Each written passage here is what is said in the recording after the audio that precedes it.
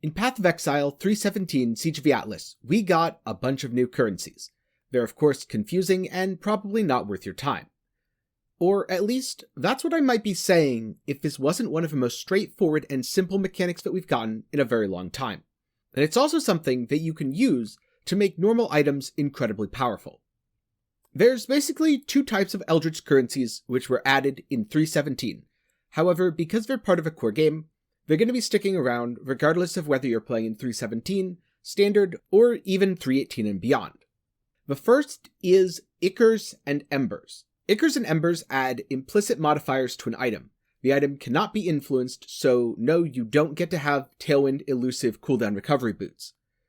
But you can have normal boots with 35% move speed, spell suppression, and more move speed, or even some more action speed. So that's pretty cool.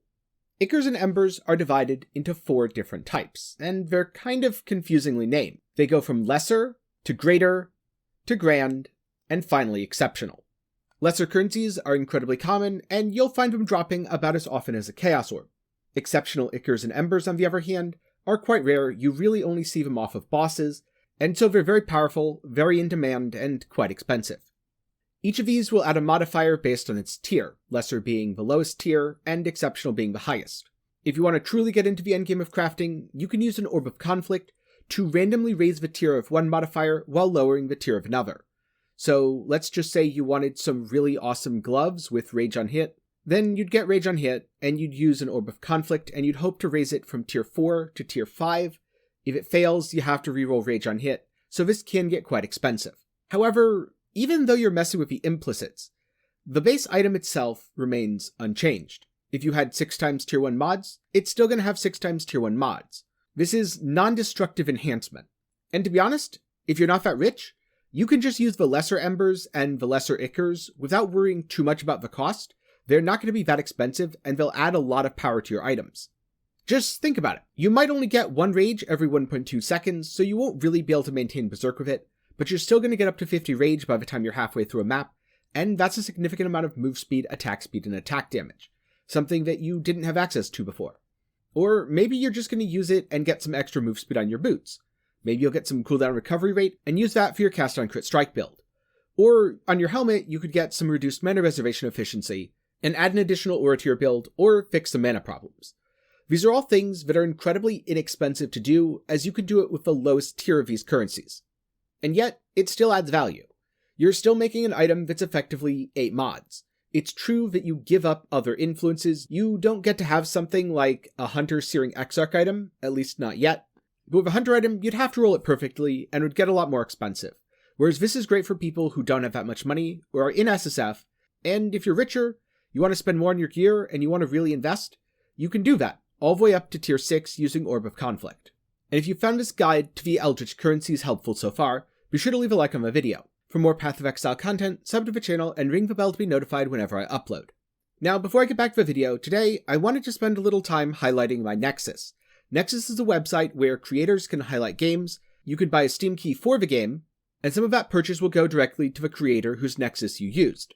The reason I wanted to highlight Nexus today is because they're running the Take Our Money event ending February 28th, which means that when you purchase the Nexus for the next week, more of the money that you pay will go towards directly supporting me. Now, if you weren't planning to buy any games, don't worry about it, but if you wanted to pick up Elden Ring, it is on there. On the other hand, if you want a really great card-based indie roguelite, I strongly suggest Slay of Aspire. I'll put a review of the game down in the description below. Or if you want something a little different, Total War Warhammer has also come out. I don't know too much about it. The last game I played was Total War Rome, but it was pretty fun, so if you're into that, it might be worth checking out. And it's a great way to support me while also purchasing games that you'd be buying anyway, or Path of Exile MTX. But for now, back to the video, because there's one other type of Eldritch currency that I haven't really talked about. And that is Eldritch Chaos, Eldritch Annul, and Eldritch Exile. These work exactly like you'd think. The Chaos Orb reforges an item, adding new random properties. The Exalt adds a random property, and the Annul Orb removes a random property. However, there's a catch. If the item is dominated by the Searing Exarch, which means it has a Searing Exarch implicit of a higher tier than any Eater of World implicits, then it's considered dominated by the Searing Exarch, and these currencies will only affect the prefixes. Effectively, you're using the metacraft, except you don't have to pay 2 exalts per craft, which makes this incredibly powerful. So what are some of the interesting things that you can do? Well, I got 3 fairly generic, fairly powerful items here. First up, a pair of gloves with really good suffixes and really garbage prefixes. But what if it didn't have those prefixes? Well, overall, the evasion isn't terrible. It's not something that someone would be happy about, but it's probably not something they'd complain about either. So what if I tried to annul it? Of course, there's some luck here. I only had a 1 in 3 to hit it on the first, and a 1 in 2 to hit on the second, and I didn't hit it on either. But now the item has no prefixes. So now I can go craft life, and here's the important part, I can slam it. Now in this case, I slammed hybrid life, which is the best case scenario. But even if I'd hit flat damage, even if I'd hit evasion, at this point I've definitely improved the item. And what was the cost of this? Well, it's about 5C per annul and about 5C per exalt. So at the end of the day, I spent about 20 chaos for something that should have cost me a couple exalts. And the item's greatly improved. It's now got almost 100 life on it, and I'm sure anyone would be happy to include it in their build. You can do the same thing on a pair of boots like this. These boots have no life at all, they have just evasion and movement speed. This was far less expensive than a version with life. In this case, I'm the gaming god that I need to be, and I land it in 1, so I can craft life and I'm good to go. If I was unlucky and I took the move speed off, then I'd have to do some other options. I'd probably go back to traditional metacrafting and use a Veiled Chaos Orb, because that's another way to add value to your items, but that's a topic for a different video. Finally, what happens if you use the Chaos? Well, this is where things get a bit random. And by that I mean I spammed about 10 Eldritch Chaos before I got something that I wanted. In the case of his helmet, it's very good for someone playing Explosive Arrow. You've got Essence tier life, and then a good hybrid life roll, and on top of that, an open prefix for Fizz taken as fire. This gives the build a little bit of well-rounded defenses that it sorely needs. But the suffixes were garbage, so I made sure it was dominated by the Eater of Worlds, and I began chaos spamming. I didn't really find anything too good.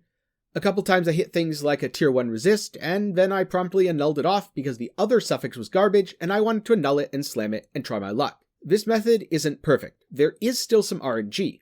However, it's important to note that eventually you will succeed, because I can't damage the prefixes here. Those prefixes are all locked in place. I have my good item. I just need to make the second half. And after using about 10 Eldritch Chaos Orbs, about 150C in value, well, I hit what I wanted. I got a really solid 100 res, over 100 life, Fizz taken as fire helmet. And so now, all I have to do is use some Ichors and Embers and fix the Implicits, and I'll be good to go. One of the nice things about crafting this way is, it's all very simple. Normally in Path of Exile, you'd have to worry about tags. You'd have to worry about what item level something is, and you'd have to worry about a lot more factors. When it comes to adding new Implicits, the item level doesn't matter. The item level will be scaled based on the tier of Ember or Ichor that you use. Now, if you're doing things like annulling and slamming and chaosing, then item level does matter. You're not going to be able to roll a tier 1 resist on an item level 60 item. It needs to be item level 84. But you don't really need to worry about tags, and you also don't need to worry about spending 2 exalts with every attempt. You can keep the good parts of your item safe and fix the bad ones later. This allows for incremental overtime upgrades, something that a lot of people enjoyed from Harvest League, but without a lot of the broken excess that Harvest brought with it. Of increasing item perfection, because it could make every item perfect. This doesn't work on influence items. This doesn't work on synthesized items. There's a lot of room in the game to make perfect items with a more traditional and more expensive crafting methods. But for everyone else, people who want good items but don't need them to be perfect, well, then there's this.